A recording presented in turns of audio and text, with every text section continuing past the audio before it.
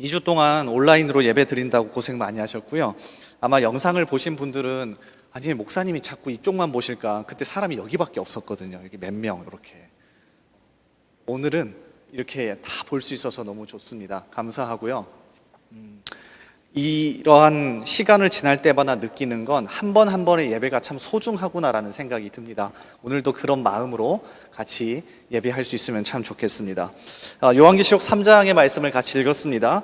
나는 내 일을 정확히 꿰뚫고 있다. 나는 내 일을 정확히 꿰뚫고 있다라는 제목으로 같이 말씀을 전하겠습니다. 제목을 정할 때 고민이 많았는데 갑자기 원두 목사님 어제였나요? 오시더니 저에게 일을 해보라는 겁니다. 일을 했더니 제 손가락 일을 꿰뚫으시면서 내 일을 꿰뚫고 있다 이렇게 얘기하시더라고요. 깜짝 놀랐는데 주보에 나온 제목을 보신 겁니다. 그래서 근데 사실 그런 의미는 아니고요. 오늘 같이 이 제목으로 말씀을 나누겠습니다. LG경제연구원의 천성현이라고 하는 연구원이 있습니다. 이번 주에 우연찮게 이분의 글 하나를 읽게 됐습니다. 제목이 병든 조직의 5가지 콤플렉스입니다. 이 병든 조직의 5가지 콤플렉스에 보면 그리스 로마 신화에 나오는 여러 인물들을 빗대서 이 병들어가는 조직의 5가지의 모습을 그려내고 있어요. 자, 첫 번째는 다이달로스 콤플렉스입니다. 혹시 들어보셨나요? 내용이 이렇습니다. 그리스 신화에 나오는 다이달로스는 지혜의 여신 아테네로부터 기술을 전수받은 건축과 공예의 명인으로 장인의 아버지라고 불린다. 그는 괴물을 가두어 달라는 크레타 왕 미노스의 부탁을 받고 한 번 들어가면 빠져나올 수 없는 미궁을 지어주었다. 그러나 훗날 다이달로스는 미노스 왕의 미움을 사서 자신이 만든 미궁에 갇히는 신세가 된다. 아들 이카루스와 함께 밀랍으로 날개를 만들어 다이달로스는 미궁 탈출에 성공하였으나 아들 이카루스는 하늘을 날 수 있다는 기쁨에 태양을 향해 너무 높이 날다가 밀랍이 녹으면서 바다에 떨어져 죽게 된다. 사람들은 자신의 장점으로 인해 오히려 곤란에 빠진 사람들을 가리켜 다이달로스나 이카루스를 떠올리곤 한다. 자, 그러면서 이렇게 글을 맺습니다. 과거의 장점이 오늘의 걸림돌로 변질될 수 있는 위험성을 말한다. 자, 그리고 두 번째로 소개하는 게 메두사 콤플렉스입니다. 머리칼이 모두 뱀으로 되어 있어 보기만 해도 사람들을 돌로 변하게 만드는 메두사는 여성 괴물이다. 원래 메두사는 매우 아름다운 소녀였으나 자신의 미모에 자만하여 아테네 여신보다 예쁘다고 자랑하다가 벌을 받아 모든 남성이 혐오하는 괴물 신세가 되었다. 메두사 콤플렉스란 지나친 자부심으로 인해 위험에 빠지는 것을 의미한다. 자, 그러면서 이 메두사 콤플렉스의 결론을 다음과 같이 말합니다. 지나친 자부심으로 인해 환경 변화를 외면해버리는 위험성을 말한다. 다시 말하면 자기 점검을 하지 못하는 위험성을 말한다. 자, 이렇게 두 번째까지 읽었는데 제가 그 글을 덮었습니다. 이유는 뭐냐면 딱 두 개를 들었는데 제 머릿속에 스쳐 지나가는 교회 하나가 생각났거든요. 바로 우리 교회가 아니라 오늘 함께 읽은 사대교회입니다. 저는 이 두 번째까지 글을 읽고는 이거 사대교회 이야기다. 그러면서 이번 주에는 이 부분을 같이 우리 청년들과 나눠야겠다는 마음을 들었습니다. 그래서 이 요한계시록 3장을 펴들고는 사대교회에 대해서 묵상하고 같이 연구했고요. 여기에서 정말 우리가 함께 나눠야 할 부분이 있겠구나, 우리 자신을 돌아봐야 할 부분이 있겠구나라고 생각했습니다. 그래서 오늘 이 사대교회의 모습을 보면서요, 우리 자신의 모습을 비춰볼 수 있는 시간이 되길 바랍니다. 그래서 이 기간 동안 내 자신을 잘 비춰보고 주님 앞에 다시 한번 더 나아가는 저와 여러분 되기를 바랍니다. 자, 일단 이 사대 교회는 당연히 사대라는 지역에 있을 겁니다.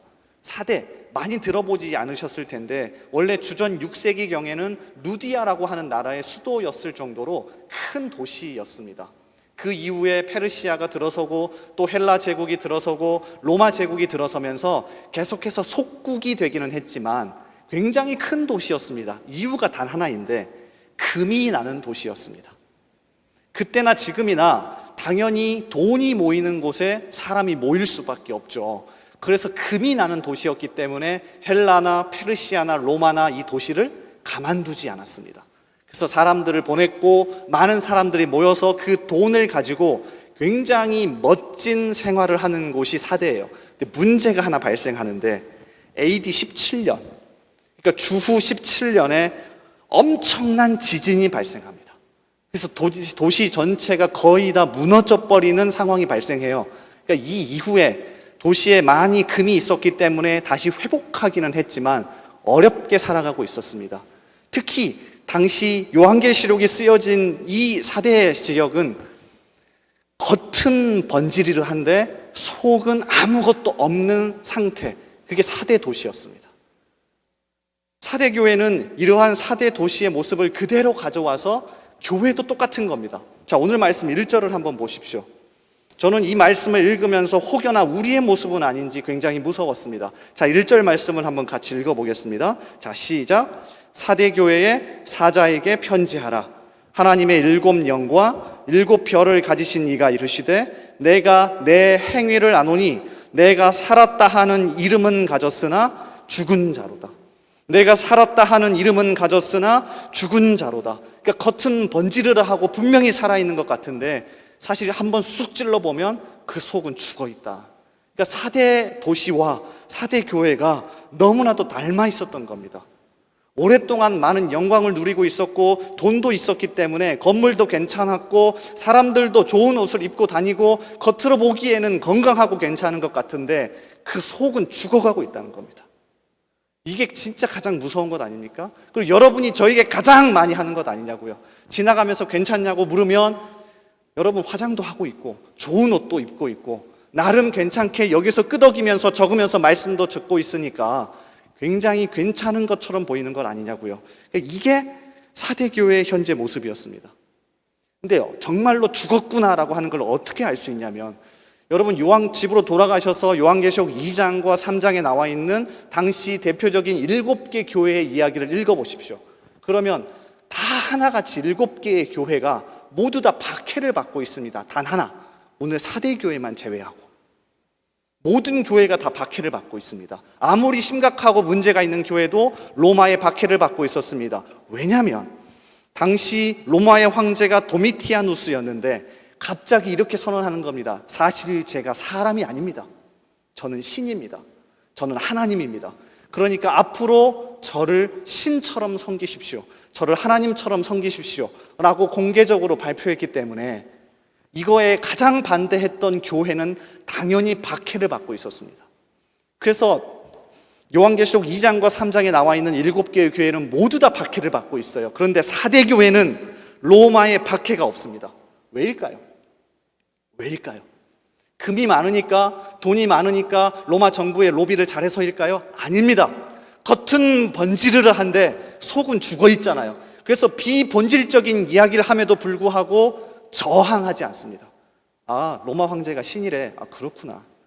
그래서 그냥 모여서 예배하고 기도하고 말씀도 가르치고 그렇게 모였습니다. 그러니까 뭐가 없어요? 박해가 없죠. 왜? 교회가 하나님만이 유일한 여호와입니다. 여호와만이 유일한 하나님입니다 라고 선언하고 저항해야 로마가 박해를 할 텐데 사대교회는 아무것도 하지 않은 겁니다. 그러니까 겉은 번지를 했을 뿐이지 속은 아무것도 없는 거죠. 여러분 어떻습니까? 한번 점검해 보셔야 합니다. 겉은 멀쩡한데 속은 사대교회처럼 죽어 있을 수 있다고요. 영국 기독교의 대표적인 지성인 C.S. 루이스가 이렇게 이야기했습니다. 당시 본인이 살아가던 영국을 보며 교회는 많은데 성도들은 많은데 정말 답답한 마음이 이렇게 얘기했어요. 지옥으로 가는 길은 편안하고 밋밋하면서 전혀 장애물이 없다. 딱 사대교회의 모습입니다. 박해 없습니다. 왜? 비본질에 대해 저항하지 않으니까. 겉은 괜찮습니다. 아무 일도 없습니다. 살아있는 것 같습니다. 그런데 C.S. 루이스가 당시의 영국 교회가 마치 사대교회 같다. 그러면서 이렇게 얘기하는 거예요. 지옥으로 가는 길은 편안하고 밋밋하면서 전혀 장애물이 없다. 여러분의 삶은 어떻습니까? 저는 이번 기간 동안에 한번 돌아보고 싶더라고요. 여러분의 삶은 어떻습니까? 사대교회와 같지 않습니까? 제가 참 좋아하는 인물 중에 하나가 피터 드러커라는 사람인데요. 경영학의 아버지라고 불리우죠. 이 피터 드러커는 1900년대 초중반에 유럽에서 4대 교회와 같은 모습을 보고는 미국으로 떠나버립니다. 원래 그는 오스트리아 비엔나 출신이었습니다.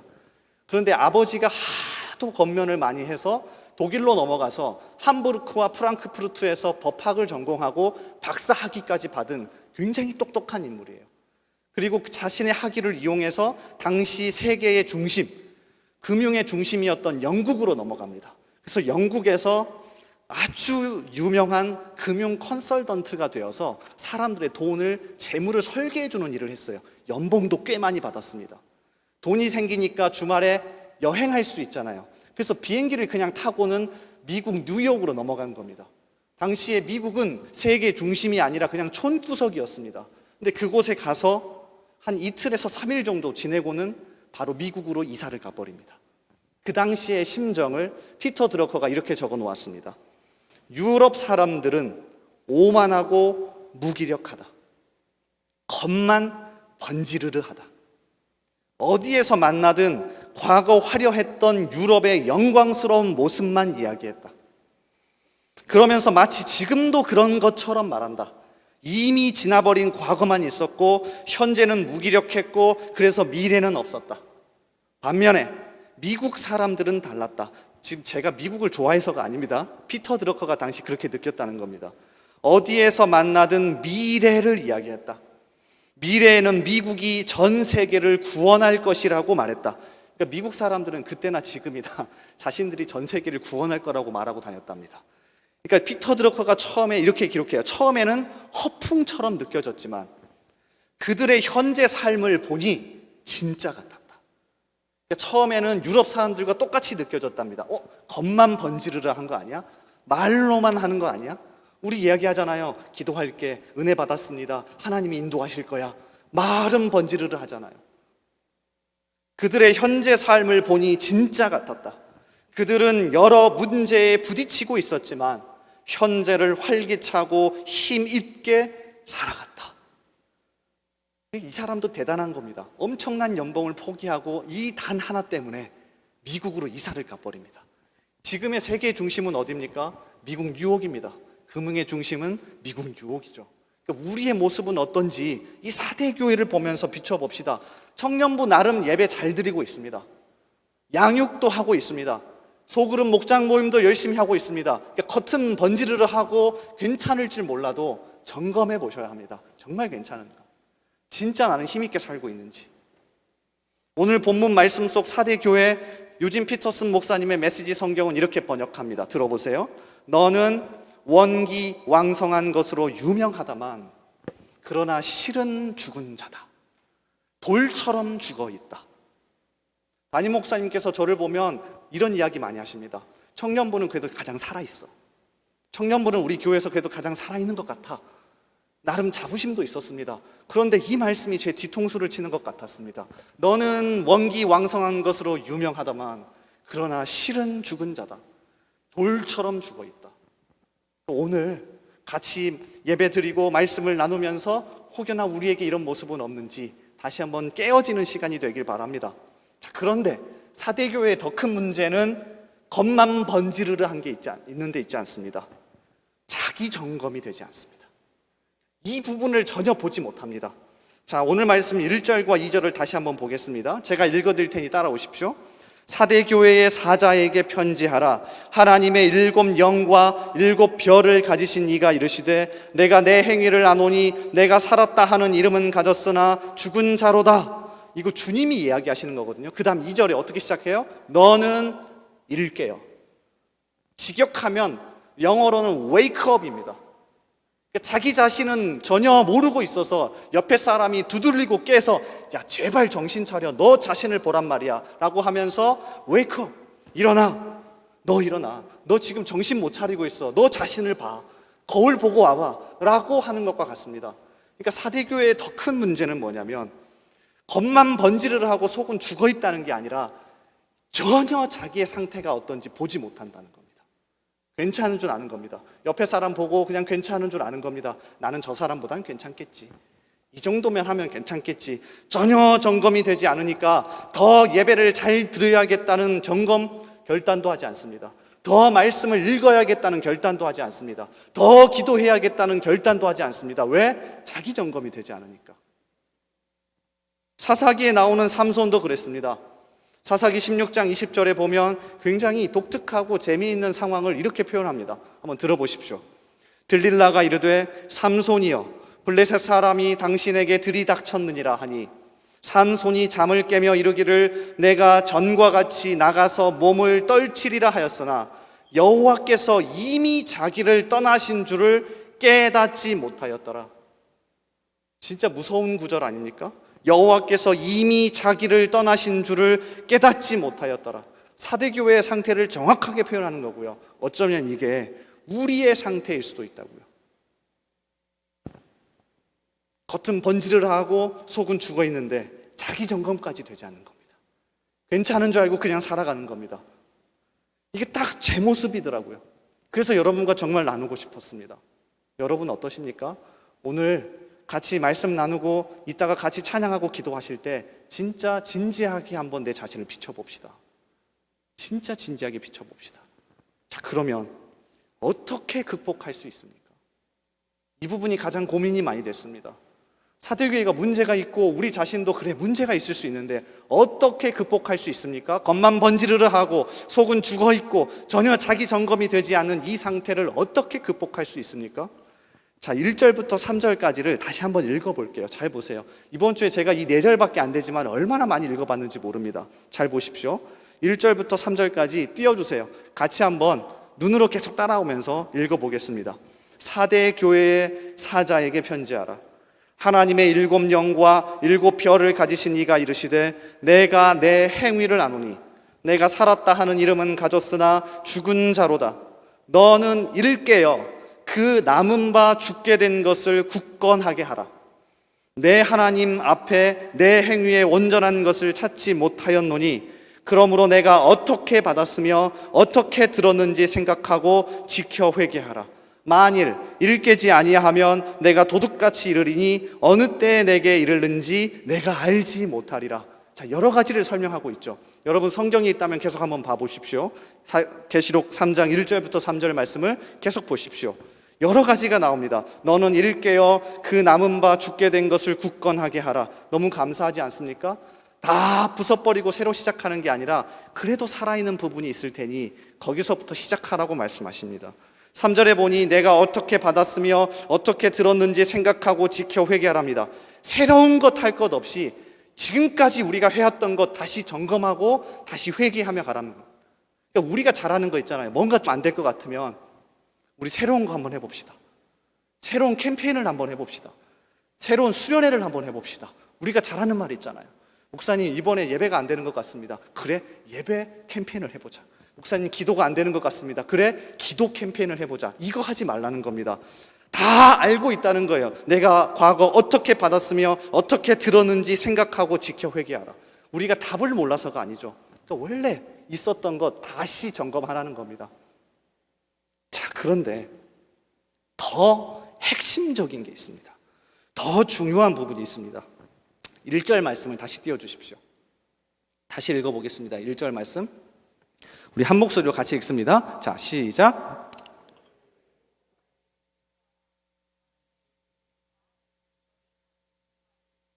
내가 내 행위를 아멘. 뭐라고 되어 있습니까? 다시 앞부분 보여주실래요? 사대교회의 사자에게 편지하라. 하나님의 7 영과 7 별을 가지신 이가 이르시되 내가 내 행위를 아노니 내가 살았다 하는 이름은 가졌으나 죽은 자로다. 이게 핵심이에요. 이게 핵심이더라고요. 내가 내 행위를 꿰뚫어 보고 있다. 이거 잃어버렸더라고요. 왜 자기 점검이 안 되는 줄 아십니까? 왜 내가 겉은 번지르르 하고 속은 죽어 있는데 옆에 있는 사람만 속일 수 있으면 되지라고 생각하는 줄 아십니까? 분명히 내 속은 엉망인데 겉으로는 왜 괜찮은 척 하면서 사는 줄 아십니까? 하나님이 여전히 내 속을 꿰뚫어 보고 있다는 이 의식을 잃어버려서 그렇습니다. 그래서 사대교회에게 가장 먼저 이야기하시는 겁니다. 내가 꿰뚫어 보고 있다. 옆에 있는 사람만 속인다고 될 문제가 아니다. 생각은 알 수가 없죠. 제가 아무리 기도를 많이 해도 앞에 있는 도균이의 생각 읽혀지지 않습니다. 지금 무슨 생각하는지도 모르겠어요. 그런데 하나님은 꿰뚫어 보고 계시더라고요. 이거 잃어버리지 않았습니까, 우리? 이거 잃어버린 것 아니에요? 하나님은 우리의 속마음, 우리의 영적인 본질을 꿰뚫어 보신다. 지금도 보고 계신다. 내가 혼자 있어도, 내가 혼자 생각해도, 내가 어디에 가든지 간에 꿰뚫어 보고 계신다. 메시지 성경이 이렇게 적나라하게 번역하더라고요. 사대교회의 천사에게 이렇게 적어 보내라. 한 손으로는 하나님의 7영을 붙들고 계시고 다른 손으로는 7별을 쥐고 계신 분이 말씀하신다. 나는 내 일을 정확히 꿰뚫고 있다. 그러니까 이 사실을 뼈저리게 경험하고 다시 깨닫는 것만이 우리의 겉만 번지르르 하고 자기 점검되지 않는 모습을 해결할 수 있더라고요. 여러분, 그래야 정신 차려서 혼자 있더라도 잘할 수 있는 것 아닙니까? 그래야 남이 보지 않더라도 하나님 앞에 설 수 있는 것 아닙니까? 이거 하셔야 합니다. 구약 성경의 다윗은 이 부분에 있어서 탁월한 사람인 건 확실합니다. 그는 시편 139편에서 오늘 말씀과 연결되는 아주 중요한 시 한 편을 썼습니다. 1절과 2절이 이렇게 시작합니다. 여호와여, 주께서 나를 살펴보셨으므로 나를 아시나이다. 주께서 내가 앉고 일어섬을 아시고 멀리서도 나의 생각을 밝히 아시오며. 이 기가 막힌 고백 아닙니까? 기가 막힌 고백 아니에요?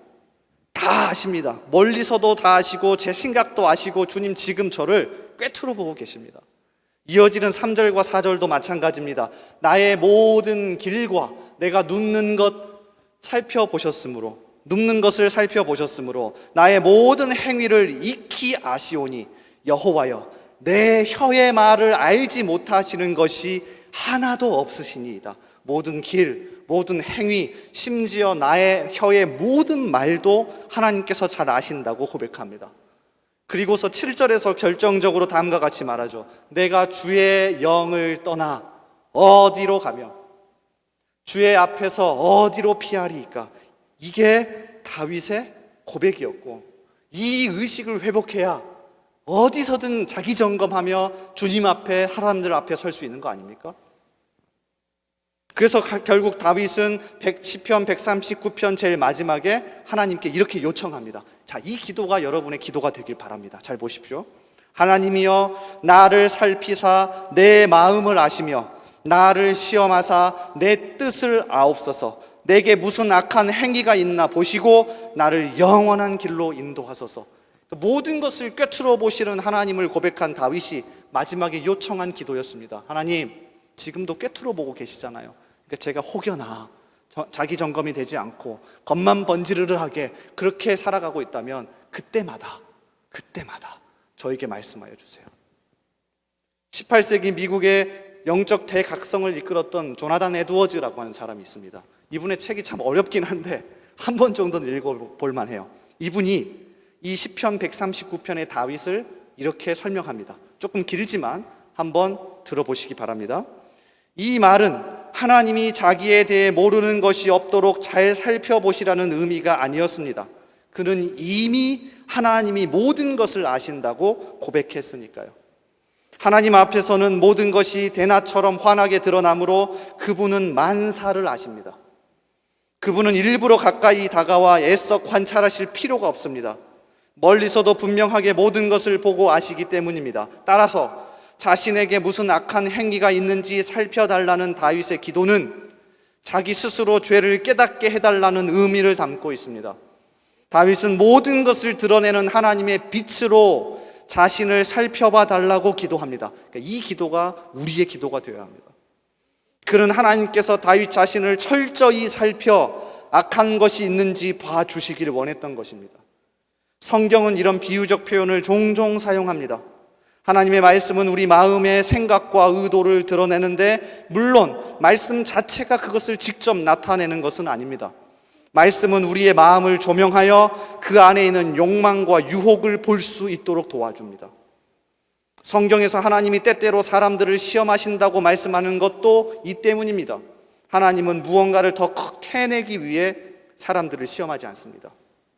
그분은 사람이 스스로 자기 참모습을 깨달을 수 있도록 또는 다른 사람들에게 그 실상을 드러내기 위해 우리를 시험하십니다. 이 기도를 한 겁니다. 얼마나 무섭습니까? 다윗이 하나님, 제 안에 더러운 게 있다면, 제 안에 겉만 번지르르 하고 속이는 게 있다면 그거 사람들에게 드러나게 해주세요. 진짜 무서운 기도 아닙니까? 그런데 사대 교회와 우리에게 필요했던 부분입니다. 사실은 얼마나 속이기 편합니까? 그렇지 않습니까? 여기 혹시 일주일 동안 같이 사시는 분 있어요? 저 두 분은 자매니까 같이 살겠구나. 가족들 제외하고요. 같이 사시는 분 있습니까? 일주일 동안 그냥 살다가 여기 와서 충분히 속일 수 있습니다. 저도 마찬가지요. 여기 저랑 같이 사시는 분 있습니까? 다윗의 이 기도가 진짜 사대교회에 필요했고 우리에게 필요합니다. 그러니까 두렵지만 우리 기도합시다. 하나님, 혹여나 제가 이렇게 속여 살고 있는 게 있다면 하나님과 사람들 앞에서 드러나게 해주십시오. 이게 은혜인 겁니다, 사실. 그런데 그래서 진짜 자기 점검하고 겉만 번지르르한 게 아니라 정직하고 솔직하게 같이 살아가는 것, 이거 회복하십시다. 다행인 건 요한계시록 오늘 3장 4절에 보면 이렇게 살아갔던 사람들이 사대교회 안에도 몇 명 있어요. 자, 그래서 4절을 보면 그러나 사대에 그 옷을 더럽히지 아니한 자 몇 명이 내게 있어 흰 옷을 입고 나와 함께 다니리니 그들은 합당한 자인 영고라. 이 얘기는요, 깨끗하게 거룩하게 살아갔다는 얘기가 아닙니다. 속이고 겉만 번지르르하게 살았던 사람들과는 다르게 흰 옷을 입으면 뭐든지 다 드러나게 돼 있거든요. 솔직하게 정말로 하나님 앞에 드러내고 사람들 앞에 살았던 사람들도 있었다라는 거죠. 기도합시다. 오늘 이 예배 정말 하나님 임재하여 주시고 우리에게 말씀하여 주셔서 이 마음을 회복할 수 있게 해주십시오. 회복할 수 있게 해주십시오. 이런 마음으로 함께 주님 앞에 나아가는 저와 여러분 되기를 주님의 이름으로 소원합니다. 이 시간 우리 같이 찬양하며 말씀을 생각하고 또 더 깊은 기도의 자리에 나아가길 원하는데요, 우리 주만 의지해라고 하는 찬양을 같이 할 겁니다. 우리 다 같이 자리에서 일어나 보실래요? 일어나서 같이 결단하며 찬양합시다. 같이 기도합시다.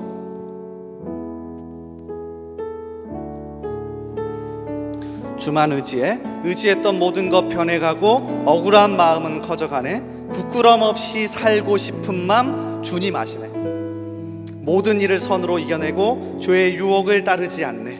나를 구원하신 영원한 그 사랑 크신 은혜 날 붙드시네. 같이 찬양합시다. 하나님, 내 마음 가운데 이 다윗이 했던 마지막의 고백, 사대교회에 정말 필요했던 이 고백 드러내 주십시오. 제가 정말로 주님 앞에 정직하게 내 자신을 드러내 보이며 살겠습니다. 겉만 번지르한 사람이 아니라 정말 내 중심을 드리는 사람이 되겠습니다. 같이 오늘 찬양하며 주님 앞에 나아갑시다. 같이 찬양합니다.